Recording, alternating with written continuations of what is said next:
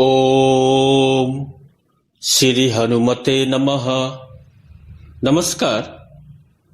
आज मैं फिर आपके सम्मुख हूं। श्री हनुमान चालीसा एवं भक्ति यात्रा के बाद एक नए विषय को लेकर आया हूं। मैंने सोचा नहीं था कि मेरी आपके साथ संवाद की यात्रा इतनी लंबी चलेगी।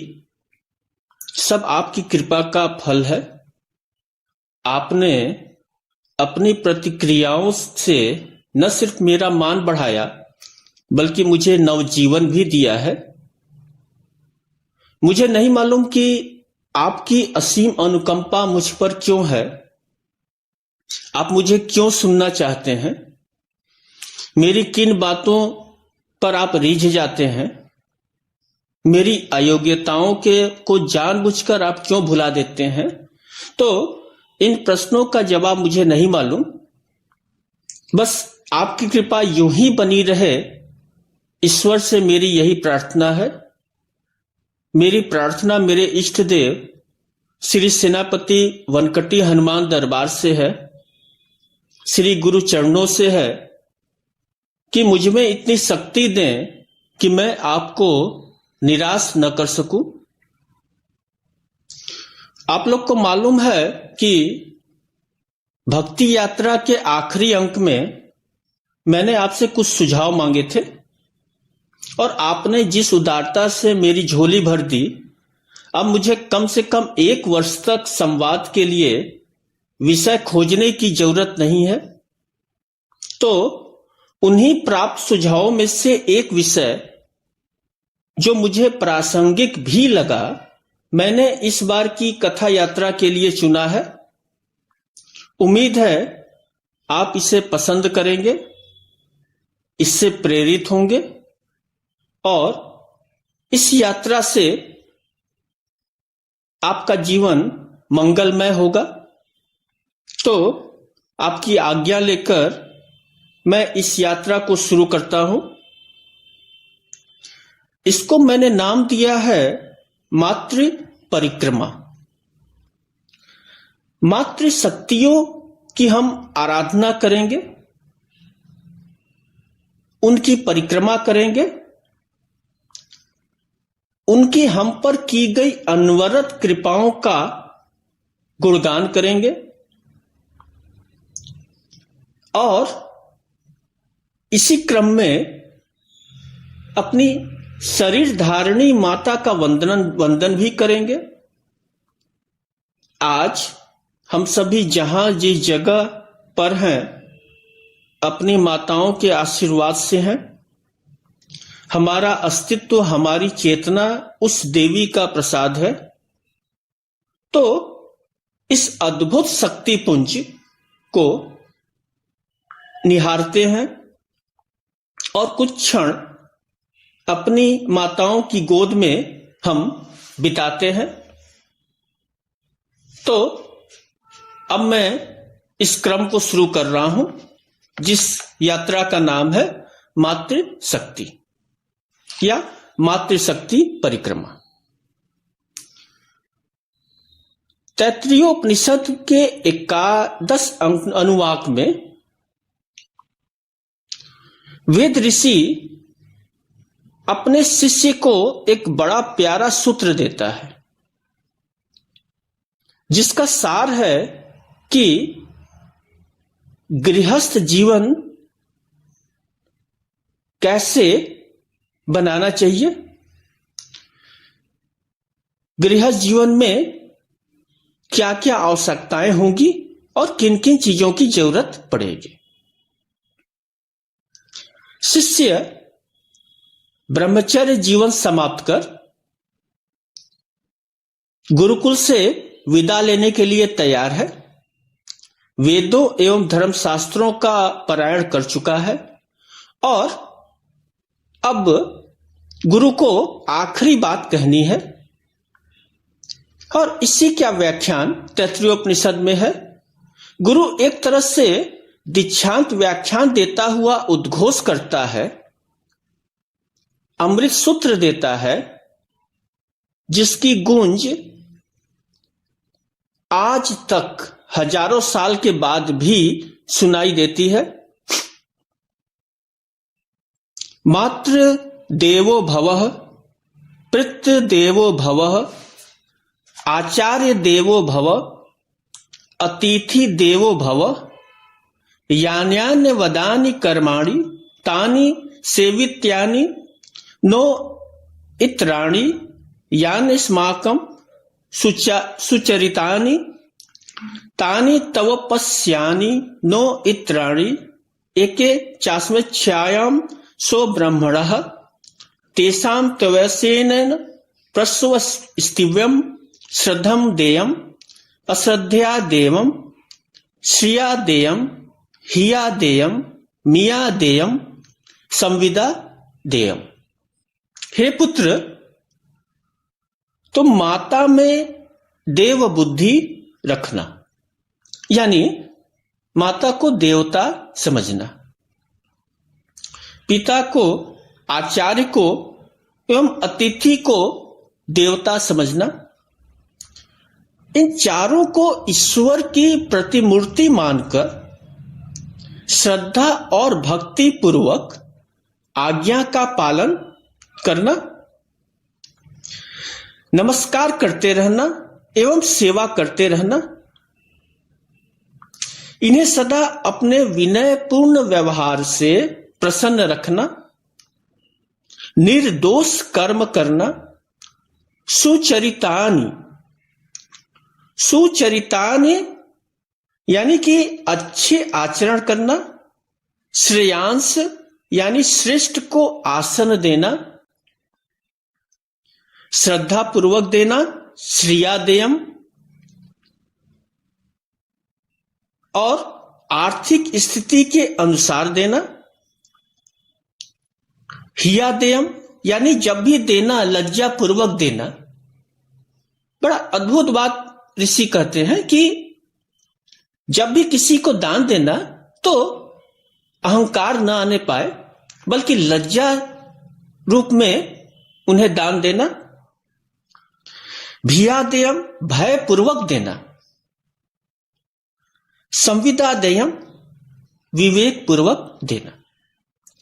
तो उपनिषदों को तो छोड़ने का मन नहीं करता, और मेरी विनती है कि बच्चों को तैत्तिरीय उपनिषद का पाठ जरूर कराना चाहिए, और अगर संभव न हो तो कम से कम तैत्तिरीय उपनिषद के शिक्षावल्ली के 12 मंत्रों की शिक्षा अवश्य देनी चाहिए, अनिवार्य रूप से देनी चाहिए।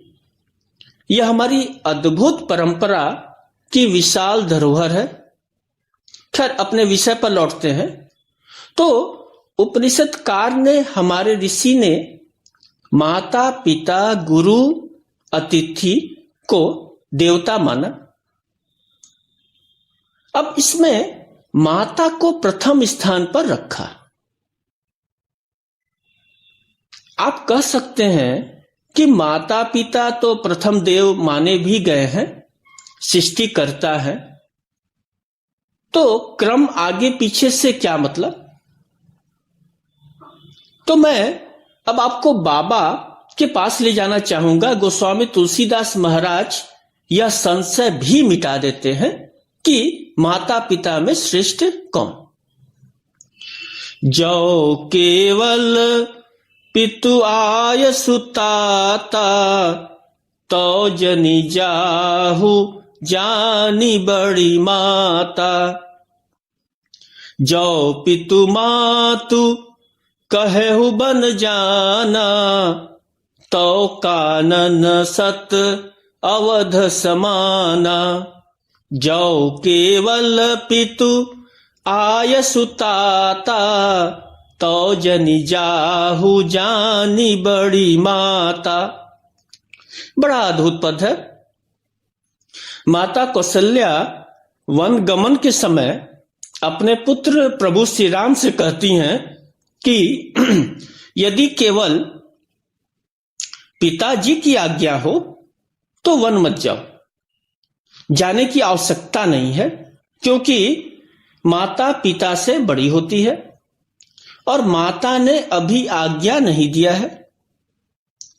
जो केवल पितु आय सुताता तो जनी जाहु जानी बड़ी माता, बड़ी माता। और अगर माता की भी सहमति है, यदि माता पिता दोनों ने वन जाने को कहा है, तो हे राम जरूर जाओ। जो पितु मातु कहेहु बन जाना। अगर माता पिता दोनों ने कहा है तब जरूर जाओ, क्योंकि तो कानन सत अवध समाना, तब वन तुम्हारे लिए सैकड़ों अवध्या के समान हो जाएगा। तो इस एक पद ने मेरी दुविधा समाप्त कर दी कि कौन बड़ा। हालांकि बाबा गोस्वामी तुलसीदास महाराज इसे अपराध मानते हैं, को बड़ छोट कहूं अपराध है, तो फिर भी एक हम लोग की एक सोचने की शक्ति है, सीमा है। तो शास्त्र ने मुझे एक और प्रमाण दिया।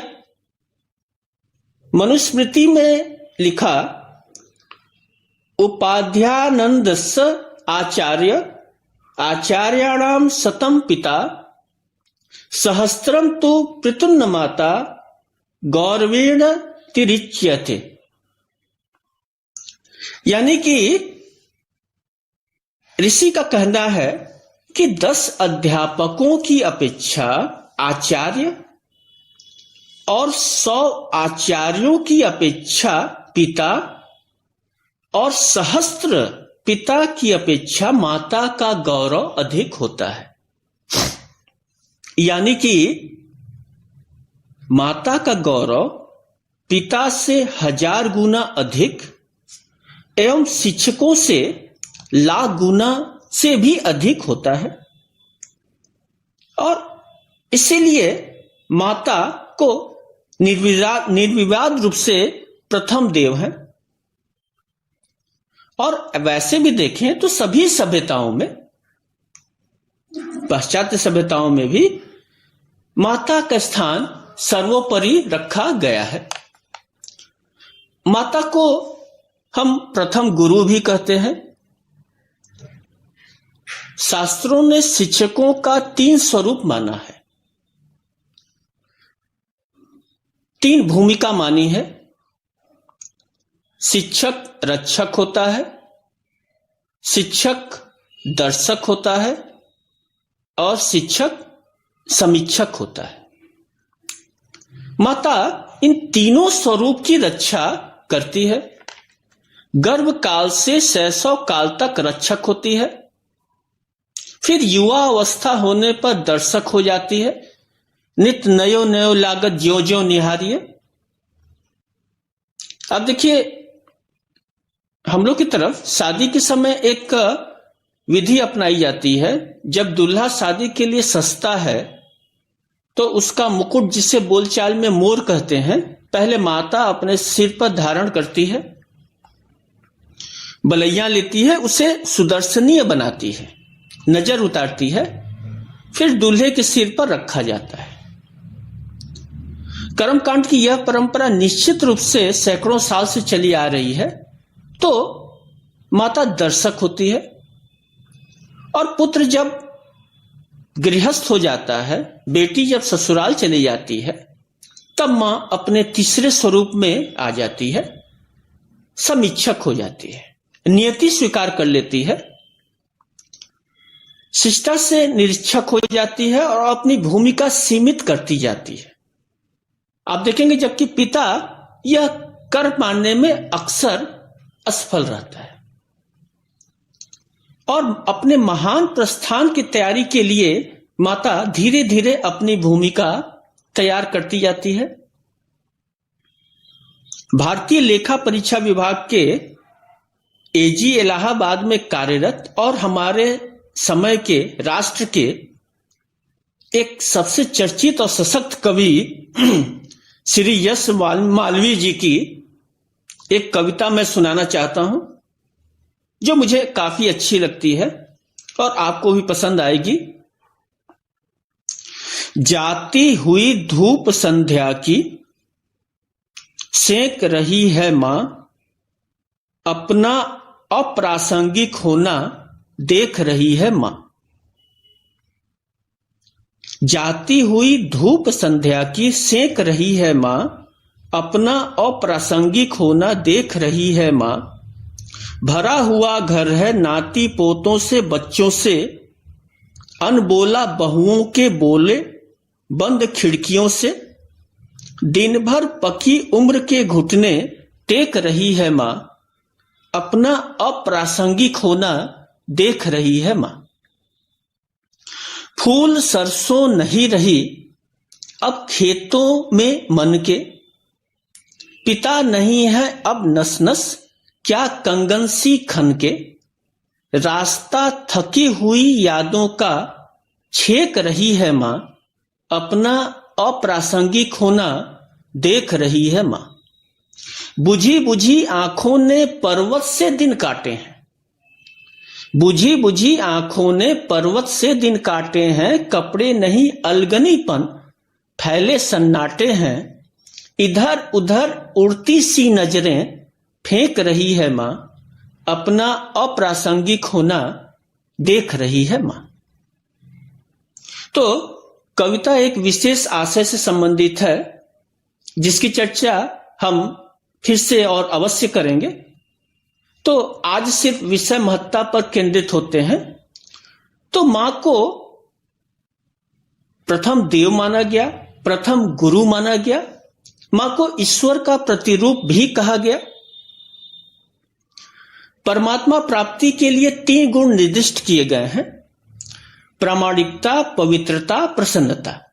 अब माता से बड़ा प्रामाणिक कौन होगा? हमारी चेतना का वह मूलाधार है, हमारी पहचान ही माता होती है। गुरुकुल में प्रवेश के समय पहले माता का नाम बताना होता था। आजकल एक अच्छी बात इधर के 10 वर्षों में हुई कि मैट्रिक परीक्षा फल में, खासकर सीबीएसई व अन्य बोर्डों में, पिता के साथ माता का नाम भी लिखा जा रहा है। इसे मैं अच्छी शुरुआत नहीं कहना चाहता, मैं इसे भूल सुधार मानता हूं। तो मां से बड़ा पवित्र संबंध और जगत में किसके साथ हो सकता है? रही बात प्रसन्नता की, तो मां सदैव पुत्र पर प्रसन्न रहती है। हमारे आदि गुरु शंकराचार्य महाराज कहते हैं, जगदम्बा विचित्र मत्र किम पूर्ण परिपूर्णा करुणास्ति चेन्मयी, अपराध परंपरा परम नहीं माता समुपेक्षत सुतम। हे जगदम्बा, हे भवानी, हे जगत माता, इसमें आश्चर्य नहीं, विचित्र मत्र किम, आपकी कृपा मुझ पर पूर्ण बनी है। पुत्र अपराध पर अपराध क्यों न करे, माता उसकी अपेक्षा कभी नहीं करती। आगे भगवान शंकराचार्य महाराज कहते हैं, मत्समः पातकी नास्ति पापाग्नि तत्समा नहीं, एवं ज्ञात्या महादेवी यथा योग्यम तथा कुरु। यानी कि हे मां, मेरे समान कोई पातकी नहीं और तुम्हारे समान कोई पाप हरनी नहीं, ऐसा जानकर यथा योग्यम तथा कुरु, यानी जो उचित पड़े वो करो। अब शंकराचार्य महाराज ने यहां जरूर कह दिया कि जो उचित हो वह मां करो, पर क्या मां उचित अनुचित देखकर शिशु को प्यार करती है? बाबा को मालूम है कि मां उचित अनुचित से परे है। मां सिर्फ शिशु का, पुत्र का कल्याण सोचती है, और इसीलिए कहा गया है कि पुत्र कपूत हो सकता है, लेकिन माता कुमाता कभी नहीं होती। और आप देखिए कि भारतीय संस्कृति में 3 प्रकार के ऋण बताए गए: पितृ ऋण, गुरु ऋण एवं देव ऋण। यह कहा गया कि संतान को इन तीनों ऋण से उऋण होना चाहिए। अब इसमें कहीं भी मातृ ऋण की चर्चा नहीं है। हाँ, कहीं कहीं मातृ पितृ ऋण कह देते हैं लोग अलग से, पर मातृ ऋण की चर्चा मुझे शास्त्रों में नहीं मिली। और इसका कारण साफ है कि मातृ ऋण से आप मुक्त हो ही नहीं सकते। हमारे देवता नहीं हो पाए, अब क्या कृष्ण माता यशोदा का ऋण उतार पाए? तो इस बार इन्हीं सब बातों को केंद्र में रखकर सदग्रंथ श्री रामचरितमानस का आधार लेकर एवं अन्य शास्त्रों का पारायण कर हम मातृशक्तियों की परिक्रमा करेंगे। शास्त्रों ने माता के 7 रूप माने हैं। जगत माता, शरीर धारिणी माता, गुरु माता, राजमाता, गौ माता, धरती माता एवं पालन करने वाली माता। तो ग्रंथ के आधार पर हम माता के विभिन्न रूपों का आने वाले अंकों में दर्शन करेंगे, हाजिरी लगाएंगे। तो आज बस इतना ही। नमस्कार।